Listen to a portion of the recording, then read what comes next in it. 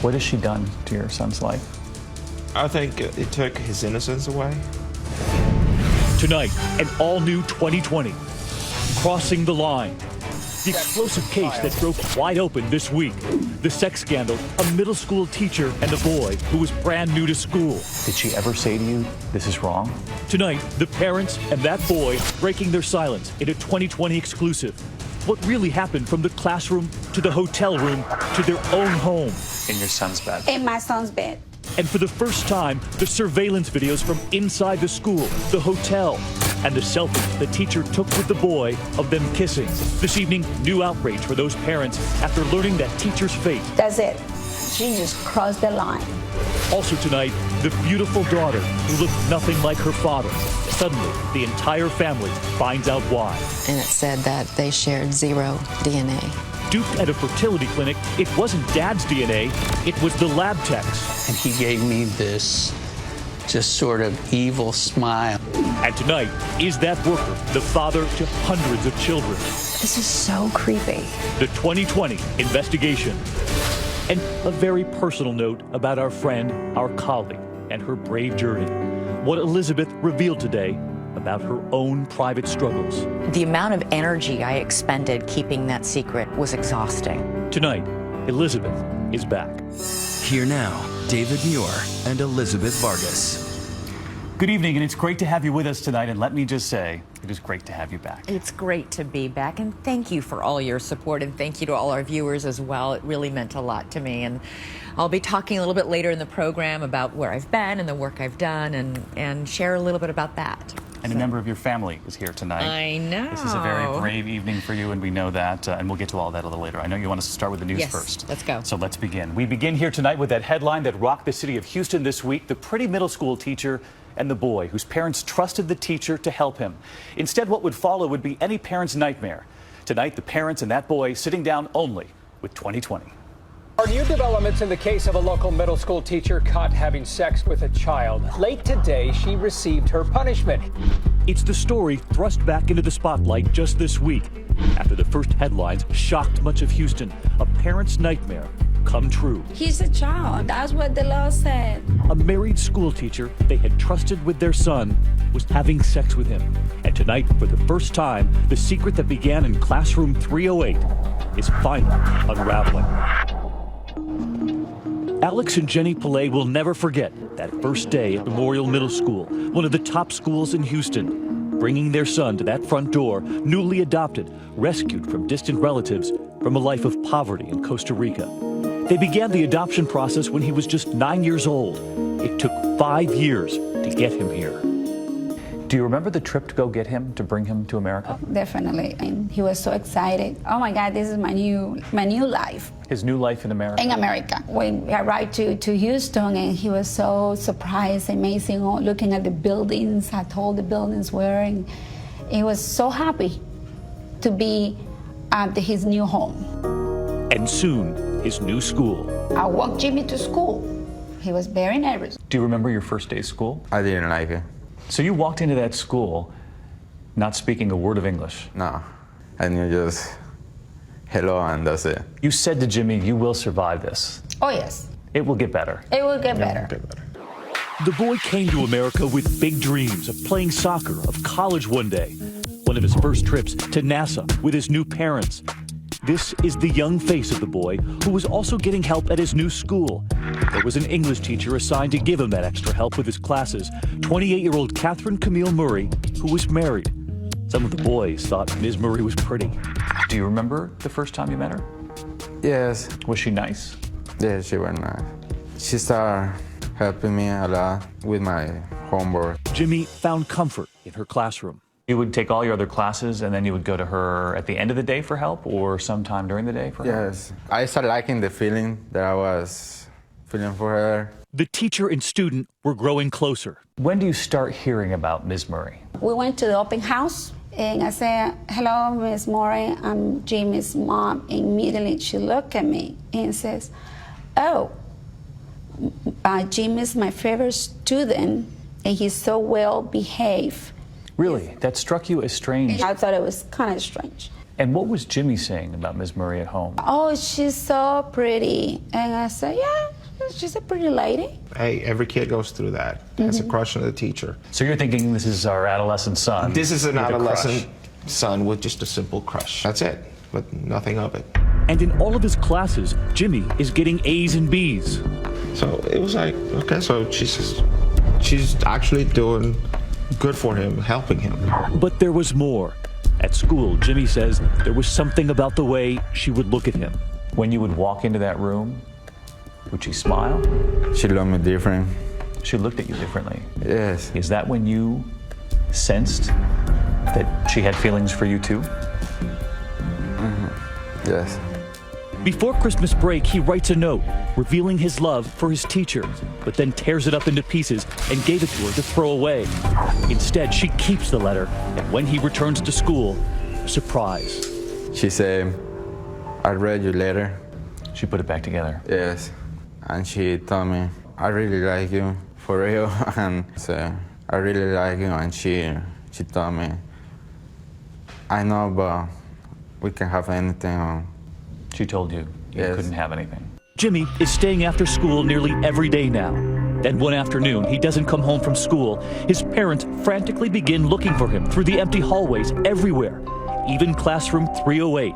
His father finds the custodian. And we saw the custodial lady, and she said, they were just here, they left. There was no sign of him. Suddenly, Jimmy appears at home. Holding his arm like this. With and blood. He had no words.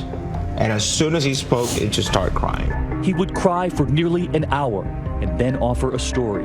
Jimmy told his parents he'd been in the car with Ms. Murray and they had an argument. He just told us that he was in the car, he jumped out of the car. So it's like, what happened? And the only thing he said was, I told her that I like her. And my wife and I are looking at each other, okay, so this sounds like a lover's quarrel. They immediately reach out to Ms. Murray, but she mentions nothing about Jimmy in her car. So at that moment, you think there's something going on. It's going on. She is lying. They tell Ms. Murray their son needs to be taken out of her class. She says she'll move him. Weeks go by, life at home returns to normal.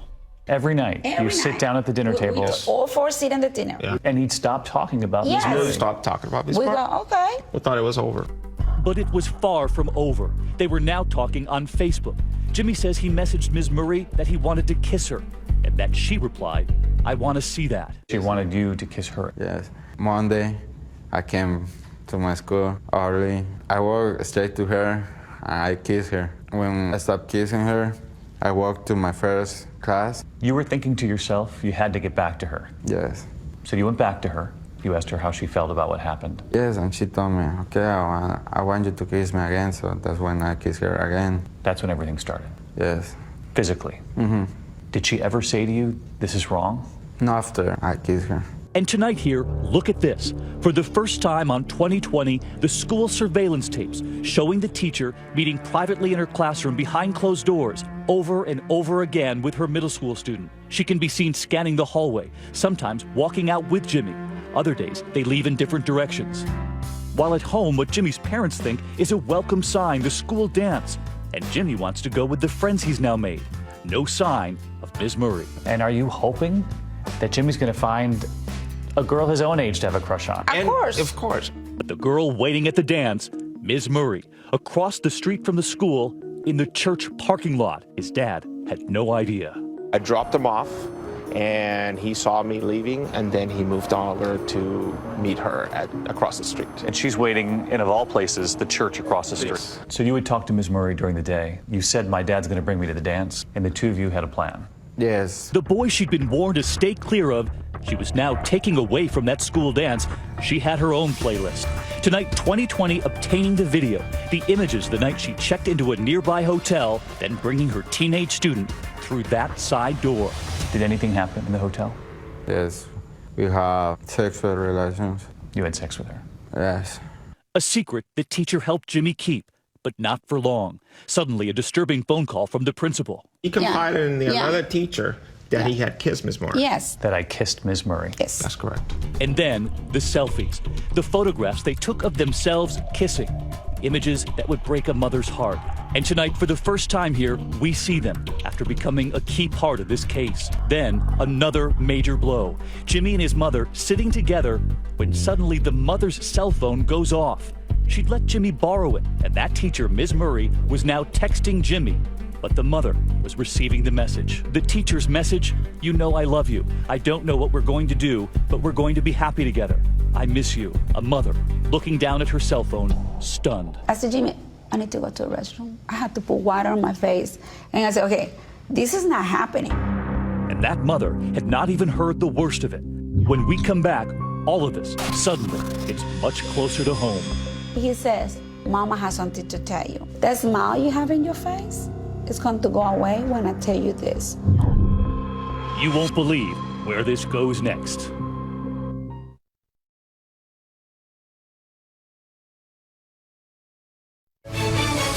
2020 continues with David Muir. It's a hall of shame filled with unlikely faces, female teachers entrusted to protect, who instead preyed on their male students. Names like Deborah LaFave, convicted of abusing a 14-year-old. Mary Kay Letourneau, who had sex with her 12-year-old student. She famously told the world their love was real. I felt a very deep love for him. And tonight, at the head of that infamous class now, Ms. Murray, 28, married, and sleeping with the boy who had just come to America with his new parents and his new dreams. And for that mom who so tried to protect him, it was all crashing down. That text that came to her phone, the teacher, thinking she was texting Jimmy, saying, "I love you, I miss you." And now her younger son at home was troubled too. Something wasn't right. So your youngest son isn't leaving his room? No. For days. And when the younger brother, just 12 years old, finally emerged from his bedroom, his mother could not believe what he told her. Fernando came to me and says, Mama has something to tell you. I said, what is it? He says, that smile you have in your face is going to go away when I tell you this. She was here. I said, what do you mean she? Who is she? He says, Catherine Moore was here. I said, what? He says, Mom, they had sex. The little brother had stumbled in on them while looking for the family dog. He says, I saw her bra and I saw a couple of condoms on the floor. The teacher had been in their own house. This notion that this teacher would come into your home and get into your son's bed with him. I mean, this is just sick. This was now an outraged mother on a mission. And I said, I need to prove this person was in my house. That's it. She just crossed the line. I put some gloves and I took everything I can take from my son's bedroom, all the covers, pillows, and I called the police. And I said, okay, do the DNA. Let's prove she was here or not. And it was positive. Yeah, DNA from those sheets proved that she was there. This is the same teacher who weeks and weeks before you had called the school and said, keep her away from my son. Yes. The same teacher they had once thanked for helping their son who spoke so little English. I keep sending emails. Thank you for taking care of my son. Thank you for care about my son. Now armed with the teacher's DNA, the case moves quickly. 15-year-old Jimmy and his 12-year-old brother suddenly swept into it, sitting across from investigators. Jimmy determined to protect his teacher. So you've been brought to a room where investigators were asking you what happened. My brother went first, and then me. I started lying. I started saying, I just kissed her. The investigators said to you they already knew the truth. Yes. And I said, okay, and I started telling the truth. I said, yes, I had a relationship with her and we had sex. Ms. Murray is quickly arrested and charged with sexual assault of a child. She's released on bail, but ordered to stay away from Jimmy. And there is relief at Jimmy's house. He's now back at school, captain of the soccer team, and the family is back at the dinner table. Months would go by. He begins to open up to his mother. He started to tell you piece by piece how details, very hard details for Mom to hear. He tells her that it wasn't just their house or that hotel, that the sex had all started in that classroom, room 308. And not only does he tell his mom, he tells police, who start scouring that surveillance video all over again, looking for even more evidence. And there it is, Jimmy leaving Ms. Murray's classroom on the afternoon he says they first had sex. Just 6 minutes later, watch as Ms. Murray comes out of that same room. School surveillance showed that they were leaving her classroom on Tuesday, February 7th at 5:15 p.m., and the school records show that school is regularly dismissed at 3:30 p.m. Ms. Murray is now charged with 2 more counts of sexual assault on a child and 1 count of an improper relationship with a student. She is ordered now to wear an ankle bracelet. And as the months go by, those parents are learning more and more about how they say Ms. Murray lured their son in. Jimmy's dad reads to me the notes prosecutors say the teacher wrote to their son. So this is a poem she wrote to your son. That is correct. And what does it say?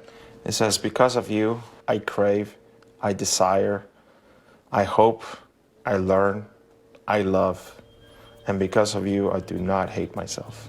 This is from the teacher This to is your from son. the teacher to my son.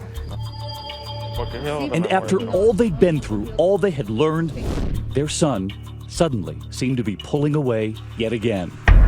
Unbelievably, it was back on. Jimmy had started secretly seeing Ms. Murray. Were you thinking to yourself, I shouldn't be doing this?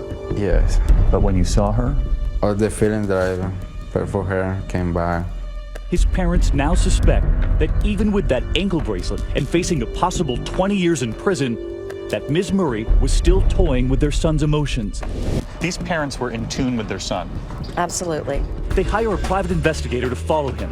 And that very night, sitting out front, the investigator sees Jimmy leap through a window in the middle of the night, a friend driving him. That investigator taking us back along that fateful route. I was following down the freeway. I'm thinking, wow, this is really happening. Wow, those parents knew exactly what they were saying. They knew this teacher hadn't stopped. I said, okay. The private eye suddenly finding herself in front of Ms. Murray's father's house. How quickly do you call Houston police? Once I saw Jimmy get out of the car and go inside, I picked up the phone and called the HPD number and told them that I was working on a case involving Ms. Murray, and they recognized the name instantly. She calls Jimmy's parents too. As we're driving to the Ms. Murray's father's house, I'm calling the police. I'm saying, I'm the father. This is the case number, and when we got there were 7 police cars. Now the parents, the private eye, and the police in a dramatic confrontation surrounding the house, guns drawn. Inside, the teacher and the middle school student. They got in the bullhorn and said, Miss Catherine Murray, She was this now is open the door. police, Houston police, open the door. When we come back.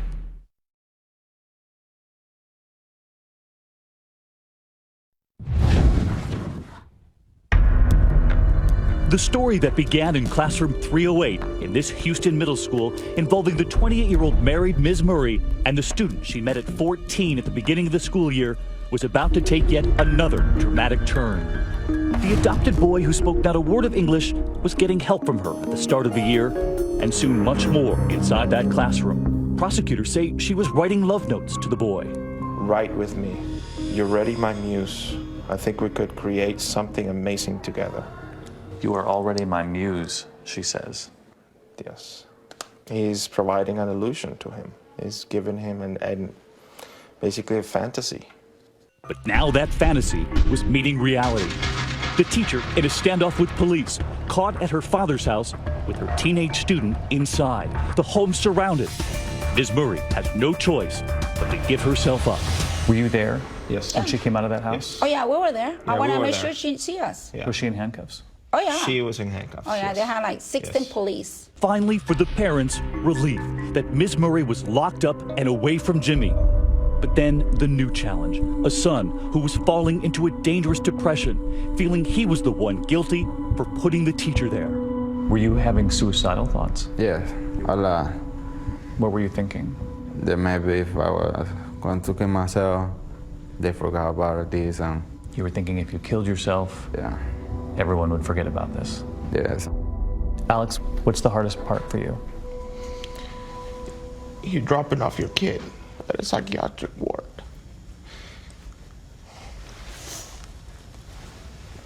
He's trying to kill himself. He believes his life is worthless. And you feel so helpless.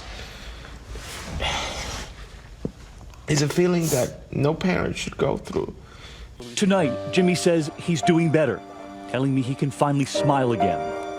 Do you now see that there is a future? I know that there is a future. You know there's a future? Yes. And late this week, the future of Ms. Murray decided. Former teacher in Houston was sentenced. Former teacher in the Spring Branch ISD learned her fate today. That blonde teacher who the boys in school once thought was pretty, with a changed appearance. She's already pleaded guilty and now about to learn her fate. I think she crossed the line as far as you can go. It's a huge violation of trust. All of us as parents have a right to know that when we send our children to school, they're not just going to learn, they're going to be safe. The judge sentencing Ms. Murray. She'll spend 1 year in jail and then probation. She was told she cannot see Jimmy, and she gave up her teaching license. She will also have to register as a sex offender. And then everyone in that courtroom saw that smile to her family as she left the court. And when Jimmy's parents, sitting right there, heard 1 year in jail, they were aghast. Had this been a 27-year-old man abusing a 15-year-old girl, the judgment there would have been completely different. What has she done to your son's life? I think it took his innocence away. That was his first time having sex. He robbed him of his childhood.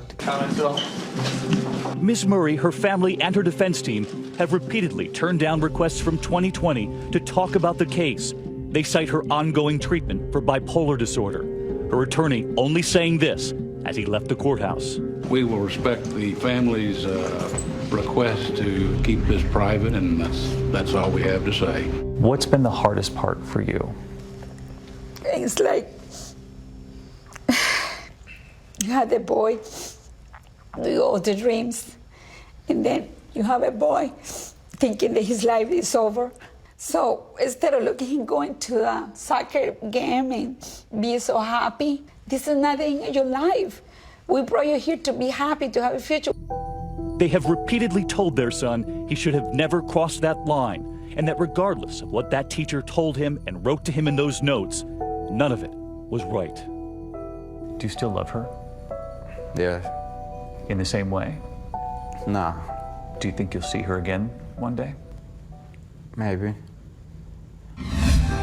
Tonight, with 1 year in jail for that teacher, there is still fear at Jimmy's house. Fear that the teacher, now getting divorced, will try to see their son again. That same teacher who first met Jimmy around the time this photo was taken, his first trip to NASA, in his first few weeks of school. That young face, now forever changed. And a mom who tonight says she will never give up, trying to protect her son. And we don't know what is going to happen. And that's the biggest fear I have. Your biggest fear is that? Oh yeah, that's the biggest. He is still a child, and he was a child. And that's what we're asking for, justice. We thank those parents for sharing their story with us. And so what do you make of the sentence for that teacher tonight? Tweet me, use the hashtag ABC2020.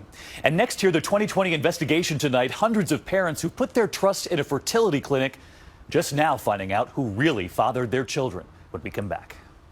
Next, the sperm donor scandal. A lab technician switching father's samples to his own DNA. This wasn't a mistake. This was done intentionally. When we return.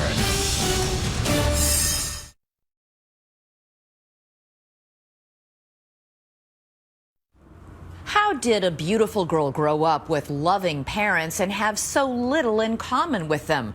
Not their looks, not their skills, and that's just the start of a mystery now being solved, and all leading back to a strange man in a fertility clinic, a man who could have deceived hundreds of families in the worst possible way. Here's Cecilia Vega. It started off as a hobby, researching family history. So it gets addictive. Yep, and boy, did I get bit by the bug. But what Pam Branham uncovered would reveal an unthinkable secret about her 21-year-old daughter. It involves a fertility clinic and a monster unleashed from the grave. Stunning story, bizarre story. They are warning others about Convicted felon. It shakes your world, absolutely. Because everything that you knew to be true all of a sudden wasn't. You know, you're like pinching yourself going, this is like the worst dream I've ever had. I'm going to wake up, and it didn't happen. It happened. It happened. It happened in Salt Lake City. Newlyweds John and Pam Branham are trying to start a family with no success. So as a last resort, they go to a fertility clinic here on the campus of the University of Utah. A friendly lab technician shows them a photo collage above his desk of babies conceived by artificial insemination. You know, I just looked at those pictures and I thought, this is going to be it. Maybe this is going to happen for us. But something about the lab tech doesn't sit right with John. I remember handing him the sperm specimen, and he gave me this just sort of evil smile. It just made the hair on the back of my neck stand up. I thought, whoa. John's reaction is soon forgotten, though, with the arrival 9 months later of a beautiful baby girl, Annie. Couldn't have been happier. Not a creature was stirring. Flash through the years. First steps. Look at her go. And the memories. She's musically inclined, and we always kind of wondered where that came from. Annie grows into a beautiful, bright young woman, a college whiz kid who studies astrophysics and surprises her parents with her gift for math. I barely made it through Calculus 1. Well, in Annie's second year of college, she was doing Calculus 3, making A's, and I'm thinking, there's a recessive gene at work there, right? With her nest now empty, Pam picks up a hobby and gets hooked on researching the family tree. She'd be up to 2 or 3 o'clock in the morning doing this. These days, anyone can stick a swab inside their cheek, go online, and for a few bucks, discover relatives and health histories they never knew they had. Pam Branham swabbed the whole family. I thought it was really interesting how it tells you about your health, it tells you where you come from. As expected, when the results come back, You can see how it's totally lit up. Pam finds that Annie shares 50% of her mom's DNA. But what about her dad? And it said that they shared 0 DNA. I was in a panic. You know, I was in a complete panic. Annie walked through the door, didn't say a word, gave me a big hug, started sobbing. I think it took a very long time for it to sink in. What was it that sunk in? Trying to comprehend what it meant that he wasn't my biological father, and then who is. The Branhams say they couldn't get answers from the university.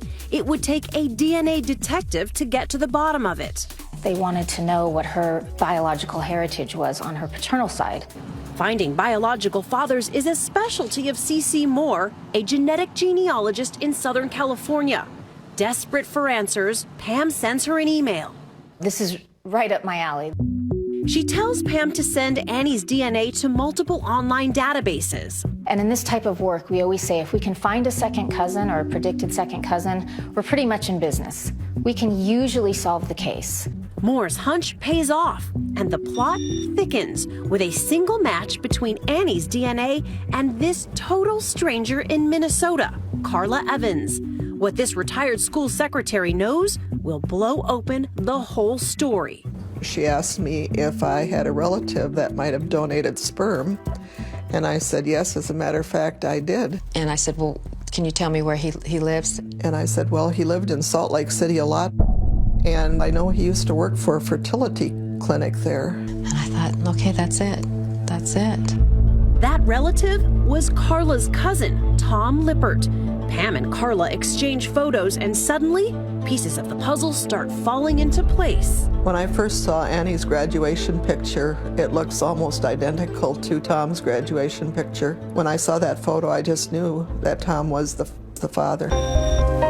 She also recalls some things that might explain Annie's interest in music and her college ambitions. Well, Tom was very talented. He was very intelligent. He went to Notre Dame Law School. He was also musical. And I looked at those pictures and I recognized him. You recognized him? He was the man at the clinic. I could picture all those baby pictures behind him, the ones that he was so proud of. Oh, he made a big deal out of the fact that these are all the families that I've helped conceive. This is so creepy. Picturing him sitting next to that wall is chilling. And I just thought to myself, this wasn't a mistake. This was done intentionally. But the story dead ends in a cemetery. Tom Lippert died in 1999. Case closed. Until, that is, Carla Evans drops a bombshell. and said, Pam, there's something I need to tell you, and I want to be totally upfront with you about who my cousin was and what he did. Tom kidnapped this young woman. That's right. Tom Lippert was a convict, a kidnapper who gained national attention in 1975, sentenced to 6 years in prison for abducting a young woman. The details would unhinge everyone. He held her for 3 weeks, sometimes in a metal-studded box. For me, that was as devastating almost as finding out. After getting out of prison, Lippert married a nurse, Jean, and settled in this quiet Salt Lake neighborhood. He terrorized the neighborhood kids. We were so scared we would walk on the other side of the road. Tessa Murdoch says Lippert threw rocks, broke windows, and even made the local news. Did you throw these rocks last night? Absolutely not.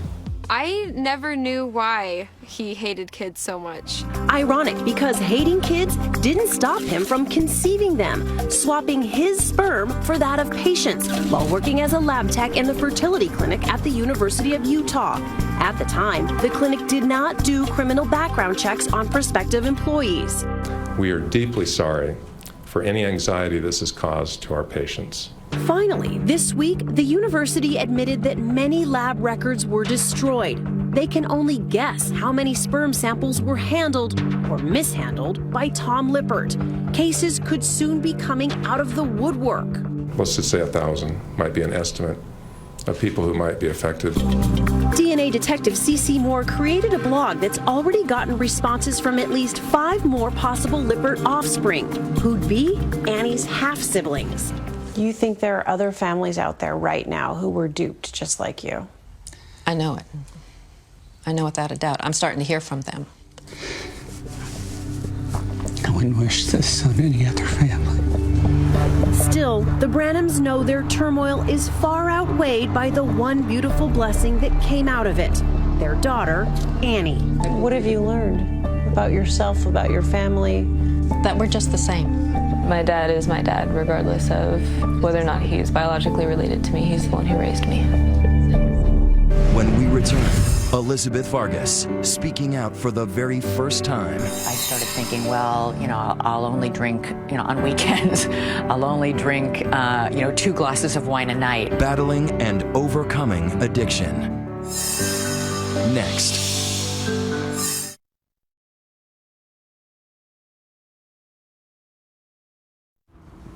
And now a very personal note about my friend who is back with us after a brave journey. This morning, Elizabeth's return on Good Morning America. And we are thrilled to be welcoming back Elizabeth Vargas to ABC News. After bravely tackling a very personal struggle, she shared with viewers something she knows many families have also faced. I guess the best way to do this is to get right to it. Mm-hmm. You're an alcoholic. I am an alcoholic. It took me a long time to admit that to myself. It took me a long time to admit it to my family, but I am. And I think part of the reason it's hard to admit is I had a lot of shame and a lot of guilt about it. It must have taken so much effort to keep that secret. The amount of energy I expended keeping that secret and keeping this problem hidden from view, hidden from my family, hidden from friends, from colleagues, was exhausting. And when Elizabeth took time off to get help, her private battle suddenly became a very public one. I didn't choose to go public with this. Somebody else made that decision for me. But in hindsight and in retrospect, maybe it's a blessing because it relieves me of that secrecy and that burden of walking around through life living behind a facade, which is what you do. She says the alcoholism stems in part from another struggle, one that has shadowed her since childhood, growing up in a military family, severe, crippling anxiety as a little girl that set in the day her father was called to duty in a faraway war. My dad went to Vietnam when I was 6 years old, and I had panic attacks every single day when my mom would leave for work. And Elizabeth's mother told me she remembers it too. Did you see the anxiety attacks as a little girl? Yes, I clearly saw them. And every morning when I would leave to go to work, she would cry and beg me not to go, and it was hard for her, it was heartbreaking for me, and her daddy was gone and she didn't want her mommy to leave. So I think the anxiety started then and probably carried with her forever in one form or another. Even with her steady hand at the anchor desk, Elizabeth now says the anxiety, the panic were always close behind. And at some point along the way, I dealt with that anxiety and with the stress that that anxiety brought by starting to drink. And it slowly escalated and got worse and worse. I should have realized it was a problem way back when Zachary, my oldest son, was born, and he used to call my nightly glass of wine Mommy's juice. And I thought that was hysterical. It didn't occur to me that that was a problem. And it didn't really get to be a huge problem until the last few years.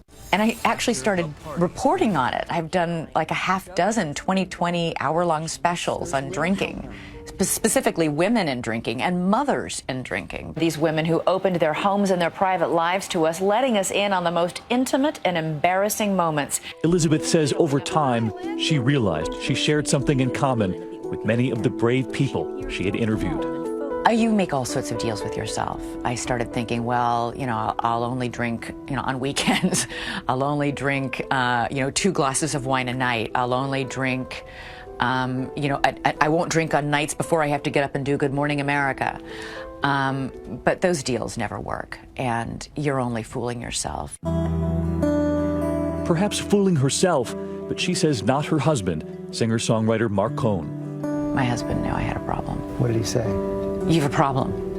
You're an alcoholic. And it made me really angry. But he was right. And it took me a long time to finally accept that.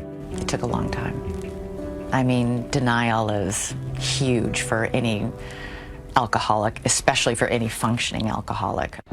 She says the denials all came to an end on a Saturday afternoon when she arrived at a shoot for work. When I got out of the car, I realized, what am I doing? I am in no shape to do this. And that's when I knew I need to get help. I went to a rehab that specializes in treating trauma. They don't just deal with drinking or drug use, in the case of others there. They deal with why you're drinking. What is it you're trying to cover up? What is it you're trying to numb? A devoted mom, she was very aware of the toll on her family, on her boys. And we explained that I was going away to get better. And they came and visited me, and they got to see where I was staying and meet the doctors there and ride a horse. She came home before doctors wanted her to, and soon realized she had more work to do. And I went back and finished and stayed until the doctors there said I was ready to come back. This isn't what I want to be known for, but I'm really proud of what I did. And I feel so much better now, not having to walk around with this enormous burden. Always. And this evening, also watching her parents, mom and dad rooting for their daughter in her brave fight to get back. You've been with Elizabeth as she returns to work this week, and you've seen how all of us are quite proud of her. And I was just curious how a mom feels watching her return. Coming forward like this is not easy. And I think we're especially proud of that. She said that she never wanted to be the face of this, but that if in doing this she could help just one person out there. You know, David, we heard from so many people after it became public what she was dealing with. We were really astonished, and we're very proud of her for saying, I'm going to talk about it and tell people what I've been through, how it happened, and how I'm back here. And then get back to work. Get back to work. In typical Elizabeth fashion. In typical Elizabeth fashion, right. Yeah. It's always embarrassing to have the entire world know your deepest, darkest secret. And yet at the same time, I think it'll be a relief. I think in the long term, it will be ultimately a blessing because I can be free about it. I'm not hiding anymore, and that's hard, but it's also a relief.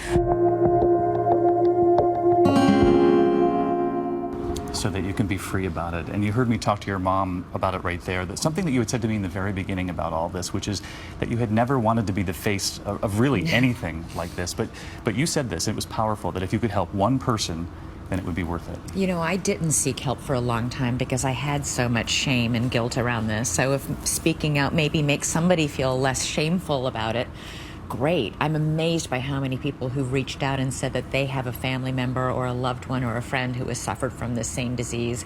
It's rampant, it's everywhere, and it's great to maybe start a dialogue about it. And you know, you have a family here too. I know, thank you so much. Okay, when we come back here tonight, onward, right? Right, onward. We continue with One Powerful Hour next week and a preview right after the break.